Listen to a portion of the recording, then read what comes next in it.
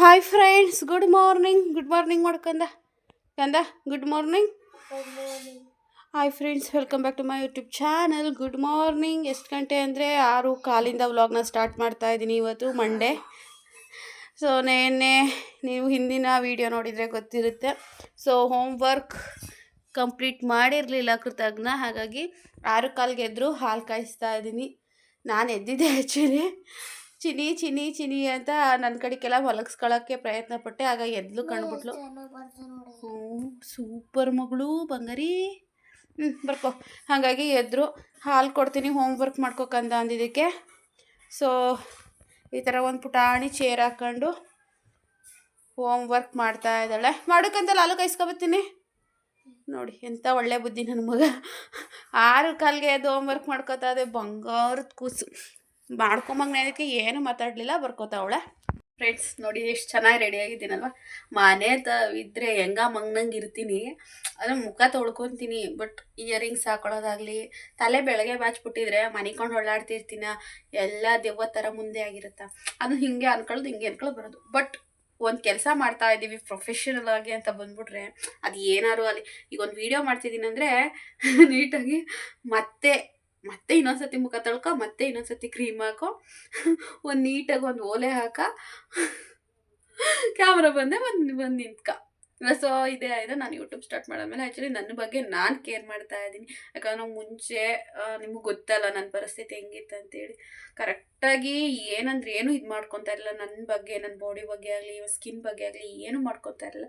ಅದು YouTube start ಮಾಡಿದ್ಮೇಲೆ ನನಗೆ ಒಂಥರ ನಾನು ನೀಟಾಗಿರಬೇಕು, ನೀಟಾಗಿ ತೋರಿಸ್ಕೋಬೇಕು. ಅಂದರೆ ಆ ಲೆವೆಲ್ಗೆ ಏನು ಸ್ಟೈಲ್ ಮಾಡ್ಕೊಂಡು ನಿಂತ್ಕೊಳ್ಳೋದು ಅಂತ ಅಲ್ಲ. ಇದು ಗಾಳಿಗೆ ಫ್ರೆಂಡ್ಸ್ ಕಿಟಕಿ ಅದ್ರಲ್ಲಿ ನೀಟಾಗಿರೋದು ಅಂತ ಹಂಗೂ ಕೆಲವೊಂದ್ಸಲ ನೀವು ನೋಡಿರ್ಬೋದು. ಹೆಂಗೋ ಇರ್ತೀನಿ. ಬಟ್ ಇವಾಗ ಏನಕ್ಕೆ ರೆಡಿಯಾಗಿದೆ, ಯಾವ ವೀಡಿಯೋ ಮಾಡಿದೆ ಅಂದರೆ ಅದು ಆಲ್ರೆಡಿ ಅಪ್ಲೋಡ್ ಆಗಿರುತ್ತೆ. ಇದು ಡೈಲಿ ವ್ಲಾಗ್, ಅದೊಂದು ಎಕ್ಸ್ಟ್ರಾ ವ್ಲಾಗ್ ಮಾಡಿದ್ದೀನಿ, ಸೀರೆ ವ್ಲಾಗು. ಚಾರ್ಜ್ ಹಾಕೊಂಡು ಕೂತಿದ್ದೀನಿ ಆಯಿತಾ. ಟೈಮ್ ಬಂದು 3:09. ಇವತ್ತು ಮಲ್ಕೊಂಡಿಲ್ಲ. ಮಲ್ಕೊಳ್ಳೋದಲ್ಲಿ ಒಂದು ವೀಡಿಯೋ ಮಾಡಿದೆ, ಇವಾಗ ತಂಬ್ಲೈನ್ ಮಾಡಿದೆ, ಎಡಿಟಿಂಗ್ ಮಾಡ್ತಾಯಿದ್ದೀನಿ. ಇನ್ನೂ ಎಡಿಟಿಂಗ್ ಮುಗಿದಿಲ್ಲ. 15 ನಿಮಿಷದ ವೀಡಿಯೋನ 15 ನಿಮಿಷ ಎಡಿಟಿಂಗ್ ಮಾಡ್ತೀನಿ ನಾನು. ಅರ್ಧ ಗಂಟೆ ವೀಡಿಯೋನ 3/4 ಗಂಟೆ ಎಡಿಟ್ ಮಾಡ್ತೀನಿ. ಪುಟ್ಟಾಣಿ ಕ್ಲಿಪ್ಪಿಂಗ್ಸ್, ಆ ಪದ ಬೇಡವಾಗಿರುತ್ತೆ, ಅಥವಾ ಆ ಕಡೆ ಈ ಕಡೆ ಹೋಗಿರ್ತೀವಿ, ಅಥವಾ ಏನೇನೋ ಇರುತ್ತೆ ಹಿಂಗೆ ಆನ್ ಮಾಡೋದು ಆಫ್, ಅದೆಲ್ಲ ಚಿಕ್ಕದು 5 ಸೆಕೆಂಡು 10 ಸೆಕೆಂಡು ಕಟ್ ಮಾಡೋಷ್ಟು ಸಾಕಾಯ್ತದೆ. ಮಳೆ ಭರ್ಜರಿಯಾಗಿ ಹುಯ್ತಾ ಇದೆ ಫ್ರೆಂಡ್ಸ್. ಅದಕ್ಕೆ ಚಾರ್ಜ್ ಹಾಕೋಬಿಟ್ಟೆ. ಈಗ ಹೂವು ಬರ್ತದೋ ಬರೋದಿಲ್ಲ, ಯಾಕೋ ನಮ್ಮೂರಲ್ಲೇ ಆಕ್ಸಿಡೆಂಟ್ಗಳು ಜಾಸ್ತಿ ಆಗಿದ್ದಾವೆ. ನಾನು ನೆನ್ನೆ ಡೈಲಿ ವ್ಲಾಗಲ್ಲಿ ಹೇಳ್ದಂಗೆ ನಮ್ಮ ಪಕ್ಕದ ಮನೆಯವರು ಆ ಪಾಪುನ ಎತ್ಕೊಂಡು ಕೂತಿದ್ಲಲ್ಲ ಕೃತು, ಅವ್ರ ತಾತಂಗೆ ಏಟಾಗಿರೋದು. ಸ್ವಲ್ಪ ಬ್ಯಾಕ್ ಮೂಳೆಗಳೆಲ್ಲ ನೋವಾಗೈತೆ. ಬಟ್ ಅವರಿಗೆ ಪರವಾಗಿಲ್ಲ, ಇನ್ನೊಬ್ರಿಗೆ ನಮ್ಮ ಮುಂಡೋರಿಗೆ ತುಂಬ ಜಾಸ್ತಿ ಪೆಟ್ಟಾಗ್ಬಿಟ್ಟೈತೆ, ತಲೆ ಬೂಡ ಎಲ್ಲ ಕಿತ್ತೈತೆ. ಇವತ್ತು ಕೂಡ ಅಂದರೆ ನಮ್ಮೂರು ರೋಡಲ್ಲ, ದೇವಿ ತಂದರೆ ಅಂತ ಬರುತ್ತೆ, ಆ ರೋಡಲ್ಲಿ ಒಂದು ಆಕ್ಸಿಡೆಂಟ್ ಆಗ್ಬಿಟ್ಟೈತೆ. ಬರೀ ಆಕ್ಸಿಡೆಂಟ್ಗಳು, ಬರೀ ಹಾರ್ಟ್ ಅಟ್ಯಾಕ್ಗಳು, ಇದನ್ನೇ ಕೇಳಿ ನನಗೆ ಬೇಜಾರಾಗೋಯ್ತು. ಏನು ಗೊತ್ತಾ, ಈ ವೆದರಲ್ಲಿ ಮಳೆ ನಿಂತೋಯ್ತು. ಮಳೆ ನಿಂತೋದ್ರೂ ತಣ್ಣ ಗಾಳಿ ಹೊಡೆದ್ರೆ ಮಳೆ ಉದ್ಬಿಟ್ಟು ಹೋಯ್ತಲ್ಲ, ತಣ್ಣಗೆ ಅನ್ನಿಸ್ತದೆ. ಬಿಸಿನೀರು ಕುಡಿಬೇಕು ಫ್ರೆಂಡ್ಸ್. ನನಗೆ ಅಂದರೆ ಕುಡಿತೀನಿ, ಏನು ಅಲರ್ಜಿ ಏನಲ್ಲ, ಬಿಸಿನೀರು ಕುಡಿತೀನಿ. ಬಟ್ ಯಾವಾಗ್ಲೂ ಹಂಗೆ ಮದುವೆ ತಣ್ಣೀರು ಕುಡಿತೀನಿ. ಹುಷಾರಾಗಿದೆ ಇವಾಗ. ನನಗೆ ಅದೇನು ಅನ್ಕಂಫರ್ಟಬಲ್ ಆಗ್ತಾ ಇತ್ತು, ಅದು ಕಂಪ್ಲೀಟ್ಲಿ ಹುಷಾರಾಗಿದೆ. ಬಟ್ ಯಾವಾಗಲಾದರೂ ಅವತ್ತೊಂದಿನ ಮೊನ್ನೆ ಗೋಬಿ ತಿಂದಾಗ ಒಂದು 10 ಸೆಕೆಂಡ್ಸ್ ಹಂಗೆ ಆಗಿಬಿಟ್ಟು ಹಂಗೆ ಹೋಗ್ಬಿಡ್ತು.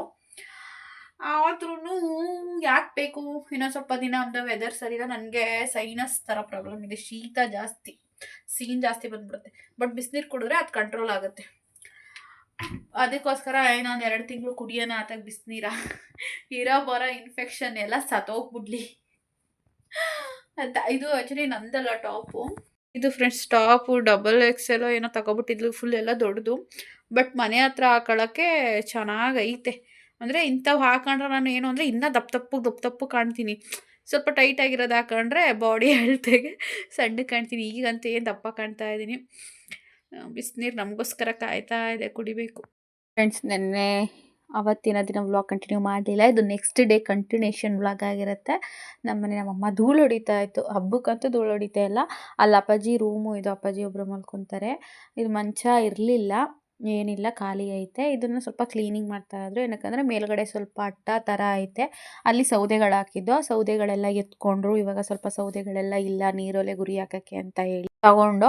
ಹಾಗೆ ತಗೊಂಡಾಗ ನಮ್ಮಮ್ಮ ಅಲ್ಲೇ ಅಟ್ಟದ ಮೇಲೆ ಧೂಳು ಹೊಡಿತು. ಹಾಗೆ ಅಪ್ಪಾಜಿ ರೂಮ್ದು ಧೂಳು ಹೊಡಿತೈತೆ. ಇದು ಮುಂದ್ಗಡೆ ಮನೆ ಅಲ್ವಾ, ಸೊ ಮುಂದ್ಗಡೆ ಮನೆ ಹಾಲು, ರೂಮು, ಹಾಗೆ ಕೊಟ್ಟಿಗೆ ಎಲ್ಲವನ್ನ ಧೂಳು ಹೊಡೆದು ಅಲ್ಲಿರೋ ಅಂಥ ಐಟಮ್ಸ್ ಎಲ್ಲ ಎತ್ತಿ ಎಲ್ಲ ತೊಳೆದು ಎಲ್ಲ ಮಾಡ್ದು ಲೇಟಾಗೋಯ್ತು ಅಂತಲೇ ಹೇಳ್ಬೋದು. ನೆನ್ನೆ ಯಾವುದೋ ಒಂದು ವಿಚಾರಕ್ಕೆ ಬೇಜಾರಾಯಿತು. ನಾನು ನನಗನ್ಸಿದ್ದನ್ನು ಈ ಥರ ಹಾಕಿದ್ದಾರೆ, ಈ ಥರ ಲೈನ್ನ ಅಂತ ಹೇಳಿದೆ. ಮತ್ತೆ ಆ ವ್ಯಕ್ತಿ ಮತ್ತೆ ರಿಟರ್ನ್ ಮಾತಾಡಿದ್ದಾರೆ. ಅಮ್ಮ ಹಾಯ್, ಈ ಕಡೆ ಕೈಲಿ ಹಾಯ್ ಹೇಳು. ಅಮ್ಮ ಅಮ್ಮ ಅಮ್ಮ ಹಾಯ್. ಧೂಳು ಹೊಡಿತಾ ಇದ್ದೀವಿ ಫ್ರೆಂಡ್ಸ್. ಅಮ್ಮ ಹಾಯ್. ಮಂಚ ಮಾಡೋಕ್ಕೆ ದುಡ್ಡು ಯಾರು ಕೊಟ್ಟಿದ್ದು? ಧೂಳು ಹೊಡಿತಾ ಇದ್ದೀವಿ ಏನು? ಧೂಳು ಹೊಡಿತಾ ಇದ್ದೀವಿ ಫ್ರೆಂಡ್ಸ್ ಅನ್ನು. ಎಳಿತಾ ಎಲ್ಲ ಹೊಡಿತಾ ಇದ್ದೀವಿ. ಹೇಳಮ್ಮ. ಸಾಕು ಹೆದರ್ಕೊಬಿಡ್ತಾರೆ ನೀನು ಮಾತಾಡೋದು ನೋಡಿ. ಇವ್ರ ಅಮ್ಮೇನು ಹಿಂಗೆ ಮಾತಾಡ್ತದೆ. ಇವಾಗ ಇದು ಅಮ್ಮ, ಇದು ಇವು ಯಾವಾಗ ತಂದಿದ್ದಾವಮ್ಮ ಎಲೆ? ಮದುವೆವಾ? ಓಹ್, ನನ್ನ ಮದುವೆ ಎಲೆ ಅಂತೆ. ಎಲ್ಲ ಮೇಲ್ಗಡೆ ಒಂದು ಸ್ವಲ್ಪ ಹೋಗ್ಬಿಟ್ಟವೆ. ಅದನ್ನೆಲ್ಲ ತೆಗ್ದಾಕ್ಬಿಟ್ಟು ಒಳಗಡೆ ಚೆನ್ನಾಗಿರೋ ಮಾತ್ರ ಎತ್ತಿಟ್ಕೋಬೇಕು. ಫುಲ್ಲು ಈ ಮನೆ ಎಲ್ಲ ನಾವು ಕ್ಲೀನ್ ಮಾಡಿಬಿಟ್ಟಿದ್ದೀವಿ. ಧೂಳು ಹೊಡಿತೈತೆ ಮುಂದ್ಗಡೆ ಮನೆ, ಅದು ಹಿಂದ್ಗಡೆ ಮನೆ ಹೊಡಿತಾ ಇಲ್ಲ, ಮುಂದ್ಗಡೆ ಮನೆ ಮಾತ್ರ ಹೊಡಿತಾ ಇದ್ದೀವಿ. ನವಿಲ್ ನಂಗೆ ತುಂಬ ಇಷ್ಟ, ನಾನೇ ಬುಕ್ ಮಾಡಿ ಅಳಿಸಿದ್ದು. ಅವ್ವ ಐತೆ. ಅವ್ವ ಹಾಯ್ ಹೇಳವ. ಹಾಯ್ ಹೇಳು. Hi hi. ಕೈ ಹಿಂಗಾನು ಹಾಯ್. ಹಾಂ, ನಮ್ಮ ಅಪ್ಪಾಜಿ ಬತ್ತು. ಇವಾಗ ತಿಂಡಿಗೆ ಕೃತುಗೆ ದೋಸೆ ಮಾಡಿಕೊಟ್ಟೆ. ನಮಗೆ ಸಾಂಬಾರು ಮತ್ತು ಸ್ವಲ್ಪ ಮೊಟ್ಟೆ ಸಾಂಬಾರು ಇತ್ತು, ಅದಕ್ಕೆ ರೈಸ್ ಮಾಡಿದ್ದೀನಿ. ನಮ್ಮದು ಲೇಟು ಸ್ವಲ್ಪ, ಇವಾಗ ಕೆಲಸ ಇದೆ, ಇದು ಮುಗಿಸಿ ಆಮೇಲಿಂದ ಇನ್ನೊಂದು ಅರ್ಧ ಗಂಟೆ ತಿಂದ್ಬಿಟ್ಟು ಟ್ಯಾಬ್ಲೆಟ್ ತೊಗೋಬೇಕು. ಹಾಕೊಡೋಣಪ್ಪಜಿ. ತಿಂಡಿ ಮಾಡಿಲ್ಲ, ಏನೂ ಮಾಡಿಲ್ಲ. ತಂಗ್ಳನ್ನ ಏನು ಮಾತಾಡ್ತಾ ಇಲ್ಲ ಫ್ರೆಂಡ್ಸ್. ನಮ್ಮ ಅಪ್ಪಾಜಿ ಬೈಬಿಡ್ರಿ. ತಂಗ್ಳನ್ನ ಏನು ಮಾಡಿರಕ್ಕಲ್ಲ ಅಂತ. ಈಗೆಲ್ಲ ನಮ್ಮ ಕುರ್ತು ಕಾನ್ವೆಂಟ್ಗೆ ಹೋಯ್ತಾವಳೆ, ಬೇಗ ಎದ್ದಿದ್ದೀನಿ. ಮುಂಚೆ ಹೇಳ್ತಿದ್ದೆ 8 ಗಂಟೆ, 8:15, ಒಂದೊಂದು ದಿನ 8:30. ನಾನು ಹೇಳೋಷ್ಟಲ್ಲ ನಮ್ಮ ಅಮ್ಮ ಆತಕ್ಕೆ ಬೈಕೊಂಡು 5 ಗಂಟೆಗೆ ಹೇಳೋದಲ್ಲ. ತಿಂಡಿನೇ ಮಾಡಾಕಿರೋದು. ನಾನು ಎದ್ಬಿಟ್ಟು ಮುಖ ತೊಳ್ಕೊಂಡು 8:30 ಕಾಫಿ ಕುಡಿದು ಒಂದು 9:00 ತಿಂಡಿ ತಿನ್ಕೊಂಡಿವೆ. ಆ ಮನೆ ಕ್ಲೀನ್ ಮಾಡ್ತಾ ಇರೋದಕ್ಕೆ ಆ ಮನೇಲಿಟ್ಟಿದ್ದು ಹಾಸಿಗೆ ಮತ್ತು ಅಲ್ಲಿ ಮುಂದೆ ಸ್ವೆಟ್ರುಗಳೆಲ್ಲ ಇದೆಲ್ಲ ಫುಲ್ ಸ್ವೆಟ್ರುಗಳು. ಇದು ನೋಡಿ, ಇದೆಲ್ಲ ಫುಲ್ ಜರ್ಕಿನ್ಸು. ಇದನ್ನೆಲ್ಲ ಅಲ್ಲಿ ಹಾಕಿದ್ದೀವಿ. ಆಮೇಲೆ ಗೊಂಬೆಗಳು ಇದನ್ನೆಲ್ಲ ಹಾಕಿದ್ದೀವಿ. ಇದು ಗೋಲ್ಕ ನೋಡಿ, ನಾವು ತಂದ್ರೆ ಜಾತ್ರೆಗೆ ಹೋಗಿರಲಿಲ್ಲ ಹೋದ ವರ್ಷ. ರಂಜು ಹೋಗಿದ್ಲು, ಅವನಿಗೆ ಅದೇ ಥರ ತಂದಿದ್ಲು. ಅಕೃತು ಬೇಕು ಅಂತ ಹೇಳಿದ್ಲು ಅಂತೇಳಿ ದುಡ್ಡು ಕೊಟ್ಬಿಟ್ಟು ಅದೇ ಥರ ಮನೇನ ಅಕೃತಿಗೆ ತರಿಸಿದ್ದೆ. ಸೊ ಇದೆಲ್ಲ ಟೆಡ್ಡೀಸು. ನಮ್ಮವ್ವ ಅಲ್ಲೇ ಕೆಲಸ ಸ್ಟಾರ್ಟ್ ಮಾಡ್ಕೊತು. ಎಲೆ ಕ್ಲೀನಿಂಗ್ ಅಂದರೆ ಚೆನ್ನಾಗಿರೋದು ಎತ್ತಿಟ್ಕೊಂಡು ಚೆನ್ನಾಗಿಲ್ದಿರ ತೆಗ್ದಾಕೋದಕ್ಕೆ. ನಾನು ಕರೆಂಟ್ ಬಂತು, ಚಾರ್ಜ್ ಇರಲಿಲ್ಲ. ಈ ಕರೆಂಟ್ ಬಂತು, ಫೋನ್ ಚಾರ್ಜ್ಗೆ ಹಾಕ್ಬಿಟ್ಟು ಅಪ್ಪಾಜಿಗೆ ಊಟ ಹಾಕ್ಕೊಟ್ಬಿಟ್ಟು ನಾನು ಹೋಗಿ ಅದನ್ನು ಸ್ವಲ್ಪ ಜೋಡಿಸಿಡ್ತೀನಿ. ನಿಮಗೆ ಏನು ತೋರಿಸ್ತೀನಿ ಅಂದರೆ, ಇವಾಗ ಈ ಥರದ್ದು ಎಲೆಗಳು ಸಿಗಲ್ಲ ಇಲ್ಲಿ. ಕೈಲಿ ಮಾಡಿರೋದು ಎಲೆಗಳು ನಿಮ್ಮ ಕಡೆ ಮಾಡ್ತಿದ್ರ? ನಮ್ಮ ಕಡೆ ಈಗಲೂ ಸಿಗಲ್ಲ. ನಮ್ಮ ಕಡೆ ಮುಂಚೆ ಮಾಡ್ತಿದ್ರು. ನಮ್ಮ ಪಕ್ಕದ ಮನೆ ಅಜ್ಜಿನೂ ಕೂಡ ಎಲೆನ ಅವ ಕರೆಕ್ಟಾಗಿ ಹಿಡ್ಕೊಳ್ಳೋ. ನಾವು ಅವ್ವ ಕೈ ಫೋನ್ ಕೊಟ್ಟಿದ್ದೀನಿ, ಅದಕ್ಕೆ ನಮ್ಮ ಹೂವು ಅಳ್ಳಾಡಿಸ್ತಾ ಇದ್ದೆ ನೋಡಿ. ಹತ್ರದಿಂದ ತೋರಿಸ್ತೀನಿ, ಕಾಣಿಸ್ತಾ.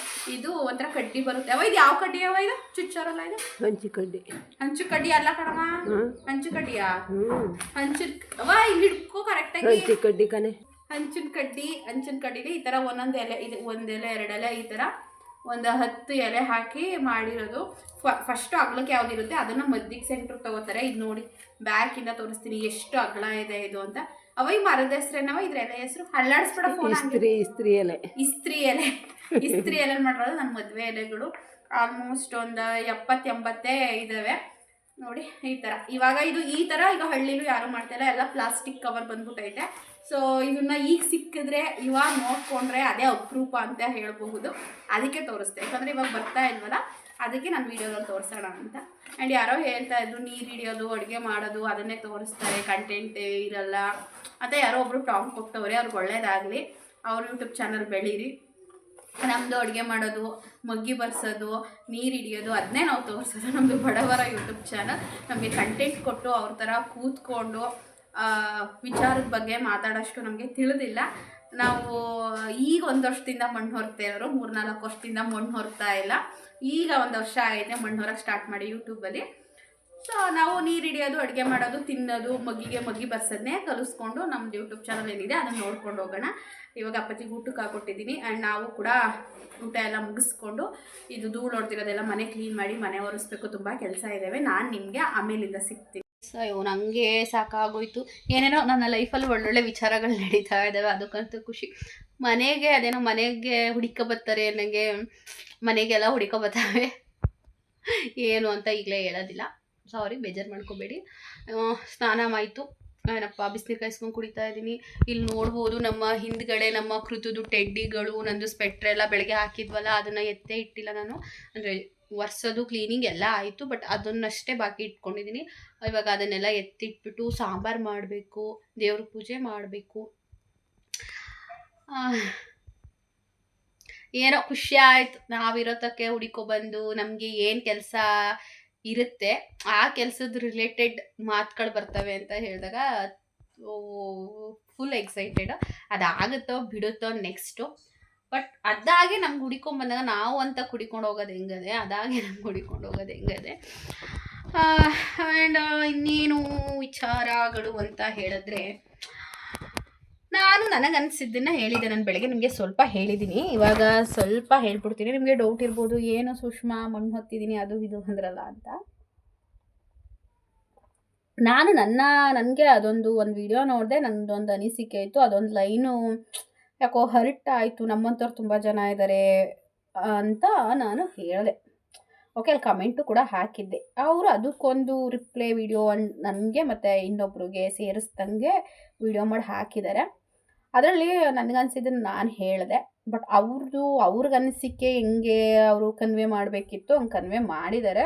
ನನಗೇನು ಅದ್ರ ಬಗ್ಗೆ ಏನು ತೀರಾ ಬೇಜಾರಿಲ್ಲ. ನಾನು ಮತ್ತೆ ಕಮೆಂಟ್ ಹಾಕ್ತೆ, ನಾನೇ ನಿಮಗೆ ಬೈದಿಲ್ಲ ಏನಿಲ್ಲ, ನನಗೆ ಬೇಜಾರಾಯಿತು. ಈ ಥರದ ಲೈನ್ ಒಂದು ಸೆಂಟೆನ್ಸ್ ನಾನು ಯಾರ ವೀಡಿಯೋದಲ್ಲೂ ಯಾವ ಪೂಜಾ ವಿಧಾನದಲ್ಲೂ ನೋಡಿಲ್ಲ ಅಂತ ಹೇಳಿ ಅವರು ಅದಕ್ಕೇನೋ ರಿಪ್ಲೈ ಕೊಟ್ಟಿಲ್ಲ. ನನ್ನ ಕಮೆಂಟ್ ನೋಡಿದ್ದಾರೆ ಅನಿಸುತ್ತೆ, ಏನೋ ರಿಪ್ಲೈ ಕೊಟ್ಟಿಲ್ಲ.